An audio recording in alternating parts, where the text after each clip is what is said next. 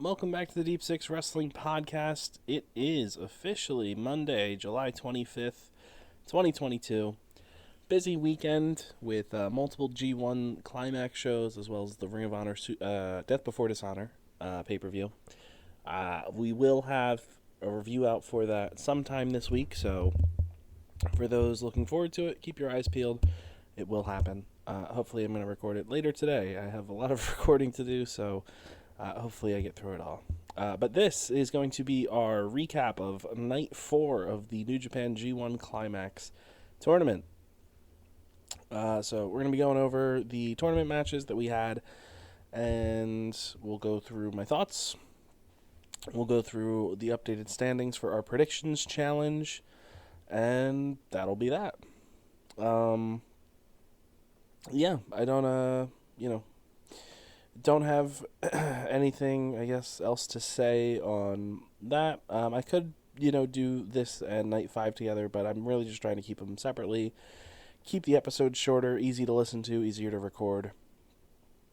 Easy for me to post and edit, so I'm sorry that you're going to have to wait for another review, but it's just the way that this has to happen in order for me to get through all of these. So that's what we're doing. If you're new here, please consider subscribing to the podcast. If you're listening on streaming services, we're on Apple, Stitcher, Overcast, Spotify, Google Podcasts, Anchor, whatever. You name it, you can find us. Just search up the Deep Six Wrestling Podcast. Subscribe. If you're on Apple or Spotify, please consider leaving a review. If you are listening to us on YouTube, you can also subscribe to our YouTube channel. We're, I guess, on the road to 200 subscribers, so if you want to help us out, that's a great way to do so. Also, be sure to leave a like and comment on the video. We will interact with you. We'll talk about whatever you comment on the podcast. So let us know what your favorite matches from each night are, who you think is going to win the G1, whatever it may be. Just, leave a comment. We'd appreciate it. And lastly, you can follow us over on Twitter at Deep Six Wrestling. No G, just Deep Six Wrestling. It ends with the N. You can find the links to all of that in the episode description, wherever you're listening. If you're on a streaming service for the podcast, all the links will be down there in the description of the episode that you're listening to. And if you're on YouTube, in the video description, the links will be there. So you can check that out.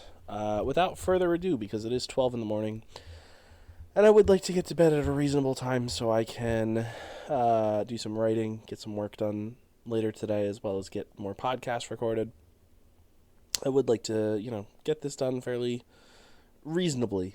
We'll get through it, but we're going to go through the opening tag matches as per the normal, not talking about the actual matches, just giving the results for those who care, and then we'll go into the actual tournament matches.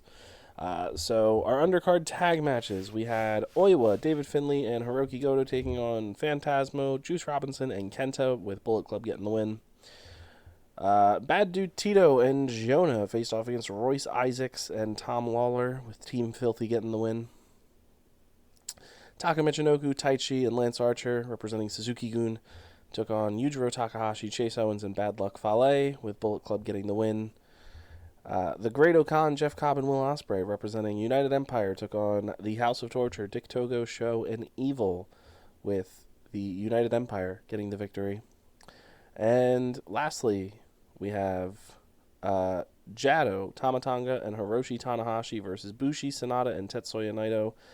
I'm assuming this is correct and that LIJ won. There's looking at the website with the results, there is no marking, but it does say Skull End as the finish. So my assumption is that Sanada tapped out Jado. And that's that. So those are your results for the undercard tag matches. And that would send us into our tournament matches for the night, with kicking off with C Block action, as we had Zack Sabre Jr. taking on Aaron Henare of the United Empire. Off the bat here, we have Henare going for a stomp, but Zack Sabre Jr. counters with a leg trap. Henare gets out and runs through Sabre with a shoulder block and a vertical suplex, and Zack rolls to the outside to break it up. Sabre lures Henare in towards the apron and catches the big man up in the ropes before locking into submission back in the ring. After we get a rope break here, Zack brings out the strikes and just pisses Henare off, who outpowers Sabre and begins just going to town with body blows and leg kicks, and a right hand right across the face to knock down Zack Sabre Jr. I feel like this is going to be the story for a lot of Henare's matches, is getting over his punches and his kicks, which, that's fine. This is a big tournament for him where he's going to have a lot of big singles matches, and, he did beat Hiroshi Tanahashi on night one, so... Henare gains control once again, just laying into Sabre's body with more kicks and locking in some sort of camel clutch before curb stomping ZSJ's face just directly into the mat. I think this is very similar to a move that Buddy Matthews in AEW does. It's not like your traditional like the curb stomp that like Britt Baker or Seth Rollins does, but it looks pretty good. It looks aggressive and pretty brutal. Zack fires off a few uppercuts, but Henare is too powerful, and he just eats them before delivering knees to the body of Zack. Sabre rolls through a move and nails the neck crank as he begins to work over the neck and head of Henare. Both men go down to ringside, and Sabre attempts to bring out the kicks, but Henare gets the best of him once again and just flings him into the barricade at ringside. Sabre gets a guillotine locked in, but Henare just counters out of it with a suplex, and Zack immediately calls for the ref here and starts complaining about his ribs being hurt. It's kind of unclear on if this is a work or not. Zack just, continually starts talking to the refs about the ref about his ribs, even once they get back in the ring. But then, it's very clear that this ended up being the story of the match. So I don't know if they just rolled with it or what, but Zack, it was pretty clear that he was, communicating with the ref, whether it was story or whatever, but the match ended up continuing here. Henare hit a crazy-looking sit-out powerbomb for a 2 count. The Rampage from Henare gets blocked, and Zack lights him up with just rough and hard slaps to the face, and he takes down Henare. We get him just coming to town with some kicks and then a running PK, but Henare just drives him through the ring with the Rampage for another 2 count. Henare goes up to the middle rope and comes down with a senton, but Sabre goes for a flash pin. Henare transitions that into his Ultima submission, or Ultimo. I don't know if it's Ultima or Ultimo. Gets me tripped up. But whatever his submission is, the full Nelson lock. Zack fights out of it. Henare gets in another shot to Zack's ribs, and he looks for the Streets of Rage to set up, but Sabre gets out of it and locks in an ankle lock, and it forces Aaron Henare to tap out here as Zack Sabre Jr. moves to 4 points, and Henare sits at 2 points. That was a pretty good match. I liked Sabre playing the underdog here. I liked, them working over the ribs here. I just liked Henare really trying to get over his striking game. It's not like he's one of the best strikers in New Japan, but I thought it was pretty solid. Nice little match here. I hope Sabre's, ribs are okay. But you never know. But overall, I would say a good match. Good, not great would be my rating for this one. That would send us into the next match, and oh boy, Shingo Takagi versus YOSHI-HASHI. For those who are longtime listeners of the podcast, you will know that until 2020, when we got into the COVID-19 pandemic, and we started actively reviewing New Japan for this podcast, when we started this podcast up, I guess, YOSHI-HASHI was one of my least favorite wrestlers in New Japan. From 2020 through 2021, YOSHI-HASHI became easily One of my favorites in New Japan to watch. I have fallen head over heels for this man. And I think he's just a fantastic talent. I don't know what it is, but something clicked. Put him up with Shingo, and I don't know what I was expecting, but it was not this. We have a very fast start to this one, with these two just going for strikes off the bat. Shingo gets sent to ringside as YOSHI-HASHI hits his little foot dive through the ropes. Just nails Shingo before controlling him on the floor. Eventually, both men head back towards the ring with YOSHI-HASHI looking to suplex Shingo from the apron back into the ring, but Takagi blocks it and snaps his arm over the top rope before sending Yoshi back down to the floor and just working over the arm here as he just slams it on the apron and begins brutalizing it with elbows, and then eventually sends him into the barricade. A vertical suplex from Shingo lands back in the ring for a 2 count, and he locks in a submission hold on YOSHI-HASHI's right arm as he looks to incapacitate it to prevent the butterfly lock or karma. YOSHI-HASHI gets out briefly with a hip toss, but Shingo gets back on him immediately with an axe handle to the back of the head. Commentary noted that it was going to be interesting to see these two both go for their finishers, as they're very similar, and I had never put that, put 2 and 2 together, that they do have almost identical finishers here. So that was a story that came into play later in the match. Basement dropkick lands from YOSHI-HASHI as he gets a bit of a breather from Shingo's arm targeting. We have chops from YOSHI-HASHI. He looks for a neck breaker, which gets blocked, but he comes back with a running, spinning uppercut to Takagi to take him out. A clothesline lands in the corner from YOSHI-HASHI, and he does land the neck breaker on his second attempt and gets a 2 count. Shingo comes back from this brief offensive run and cuts him off, dropping him with a stiff lariat. And we get another vertical suplex attempted from Shingo, but YOSHI-HASHI blocks it this time. And in a very cool counter, as YOSHI-HASHI is looking to come out of this, Shingo just flips him over and drops him with a spinning neck breaker, I guess. I don't even know what to call it, but it looked really good. And then he calls for the pumping bomber, but then he it's kind of weird. He calls for the pumping bomber, but then he just lifts YOSHI-HASHI up and then sets up for Made in Japan. But YOSHI-HASHI chops him and then runs the ropes. And Shingo drops him with another suplex. YOSHI-HASHI no-sells it. Both men take each other down with clotheslines. Dragon suplex lands on a sliding lariat from Shingo. Great exchange here, and the crowd just comes to life for this. Takagi then lifts YOSHI-HASHI to the top rope, and he goes up top with him, nailing a few headbutts to neutralize him, and then a huge superplex lands as the crowd just lets out an audible gasp for this. Both men go down in the center of the ring as the claps rain over them. Man, I can't wait for New Japan fans to be able to cheer again. These G1 shows have been really good so far, but they'd be so much better with the ability to cheer. Shingo goes for another clothesline, but Yoshi bats it away. Karma gets looked for, but Takagi drops him with Made in Japan for a 2 count. Rapid fire blows from Shingo land across the face and torso of YOSHI-HASHI before landing a pumping bomber several minutes after he first called for it. But that gets another near fall here. YOSHI-HASHI gets lifted to his feet, and the last of the dragon gets looked for, but Yoshi counters it with a DDT as he's coming down. Really, really good counter. Sliding knee strike from YOSHI-HASHI lands on the back of the head. He looks for karma, but Takagi gets out of it, and the two men just begin landing strikes on one another. Headbutts just going to war here. Shingo gets the better. He drops YOSHI-HASHI, but YOSHI-HASHI comes back, and he lands karma, but he's been too damaged, and he cannot pin him in time.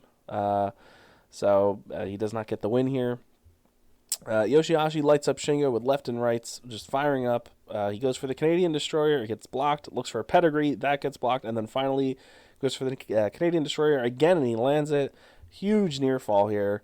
And he gets another big near fall after just lifting Shingo up and dropping him on his head. Crowd just goes wild for this. Running lariat from YOSHI-HASHI takes Shingo down. Then he looks for karma once again, but Shingo gets out of it and drops him with a cradle and gets the pin. And Shingo Takagi moves to 2 points. YOSHI-HASHI sits at 0. This match fucked so hard. This was so damn good. I loved this from top to bottom. I thought these two had incredible chemistry, and I hope for next year's G1 they put them in the same block again, because this was fucking awesome. I don't want to hear anybody ever give YOSHI-HASHI shit again. This match was so good, and I would definitely say this is a must-watch match of the tournament. This was awesome. I hope I'm not like in a hot take group and people like didn't like this match. I thought this was rad, and if you didn't watch it, go watch it. This was awesome. Shingo was great as always. YOSHI-HASHI delivered fantastically. YOSHI-HASHI in the G1 the past like since 2020 has been awesome. Like the fact that he had matches that I thoroughly enjoyed with Evil says a lot. But I loved this. I loved this from top to bottom. I thought these two had some amazing near falls here. I thought YOSHI-HASHI had some great counters for Shingo. And it was just a ton of fun. And it kept me on the edge of my seat. There was times here where I was like, shit, they're gonna give another upset to against Shingo. But they didn't. But this was definitely a better match for Shingo than the Juice Robinson one. YOSHI-HASHI came out here and just looked to put on a fucking spectacle, and they did. This was stupidly good. That sends us to our next match: Kazuchika Okada versus Toriano. Yeah, Yano comes out here. He comes out hot. He brings the fight to Okada with some major aggression. Yano drops Okada with a drop toe hold into a steel chair at ringside, which almost secures a count out, as Yano then exposes the steel turnbuckle back in the ring. He slings the his Chaos Leader, I guess I should say, back first into the steel. Okada fires back with an elbow in the corner, followed up with a DDT for a 2 count. Okada then gets flung face first into the steel turnbuckle, and Yano looks for his Demon Killer powerbomb, but Okada gets out and drops Yano with a neck breaker, as commentary brings up how Yano's violent streak has been brought out against Okada recently for whatever reason. Okada comes off the top rope with an elbow drop. He hits the Rainmaker pose. He lifts Yano up and goes for the Rainmaker. Yano gets out of this, and he drops Okada with the Demon Killer powerbomb for a big 2 count here. We go out to the outside once again, and Yano has a steel chair. He throws Red Shoes down to the mat back in the ring and looks for another Demon Killer onto the chair, but Okada counters with a DDT, dropping Yano headfirst onto said chair before sliding it out of the ring. The dreaded money clip comes out here and gets locked in, and Okada eventually breaks it and drops Yano with a lariat. Rainmaker gets attempted, but Yano hits Red Shoes with a back fist and then spits alcohol into the face of Okada. Rolls him up for 2 here. Yano then gets sent into the exposed turnbuckle. We have a roll-up, but Okada gets out of it. Low blow gets looked at, but it gets blocked. Okada drops Yano with a drop kick. Rainmaker gets attempted, but Yano blocks it and attempts his own before Okada drops him with a backbreaker. Money clip gets locked in, and Yano taps out. Kazuchika Okada moves to 4 points. Toriano sits at 2 points. This was fine. I appreciate that they did something different here. It wasn't just, comedy Yano. This was by far, I would say this was by probably the weakest match of the show. But it was perfectly fine. I'm not gonna say Yano's not entertaining, but he's far from what he once was. But I thought him and Okada had a pretty serviceable match here. Don't go out of your way to watch this. Definitely go out of your way to watch Shingo and YOSHI-HASHI. If you like Zack Sabre Jr., go watch the opening match.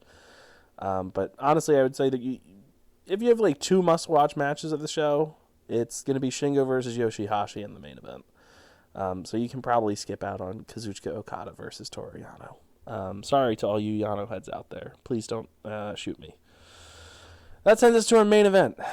Big time rivalry here. Tomohiro Ishii versus Jay White.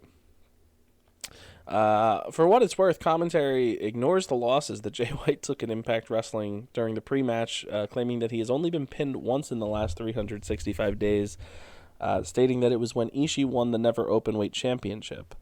I do not believe this is correct. I'm fairly certain I did watch Jay White get pinned in Impact. So I'm just going to verify this before we continue on here. I'm heading to Jay White's cage match. Let's take a look at his, let's take a little peek-see here. Matches.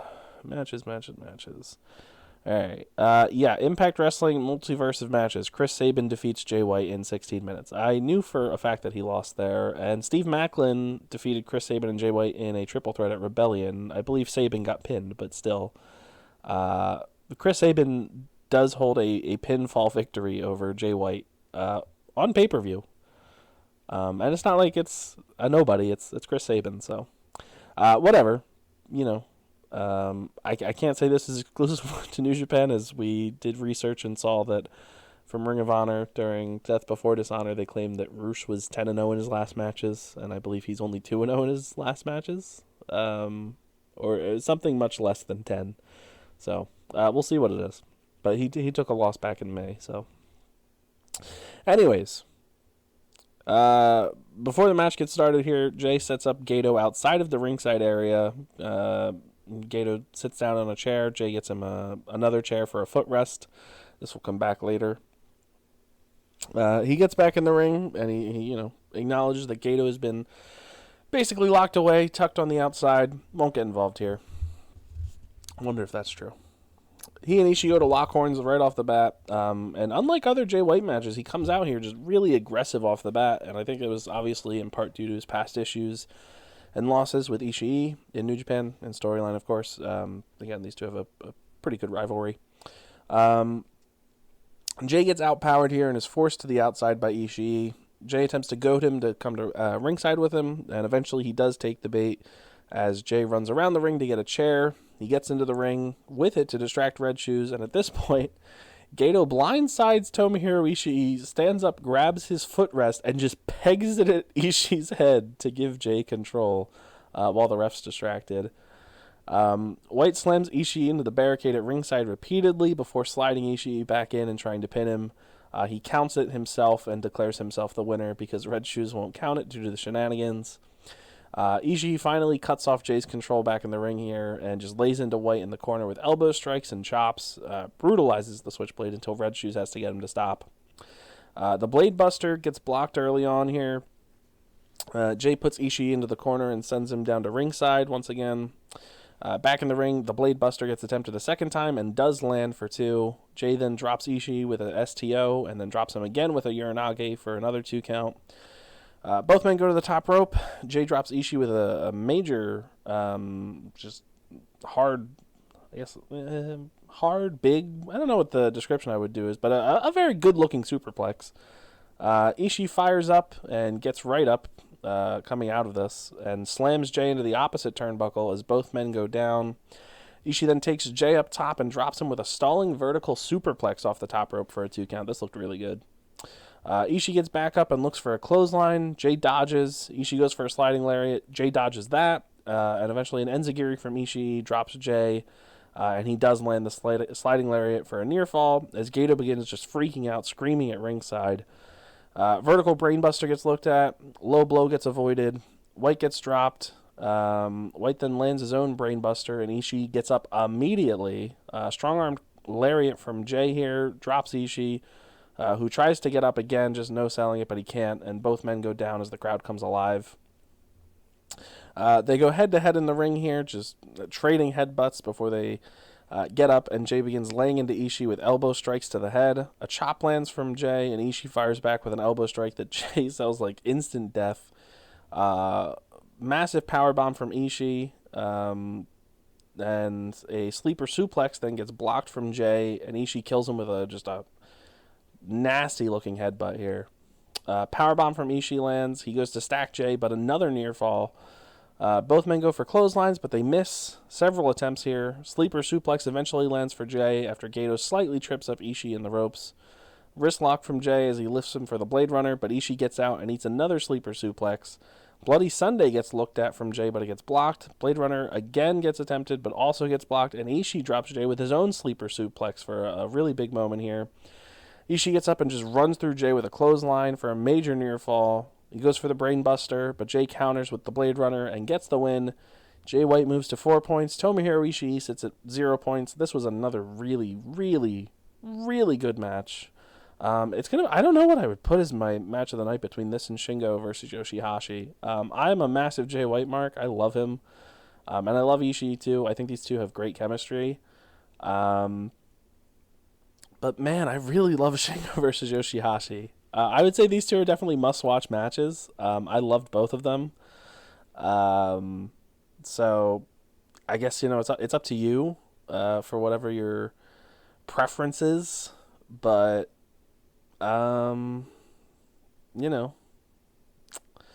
I really don't know what I would say. Also, New Japan's website is wrong because Juice Robinson definitely beat Shingo Takagi, but it has him listed as 2 wins, 0 losses. I don't know what that's about. But yeah, I again, big fan of this. Big fan of Shingo versus YOSHI-HASHI. Big fan of Jay versus Ishii. So go out of your way to watch this if you haven't done so already. I don't think you'll be disappointed.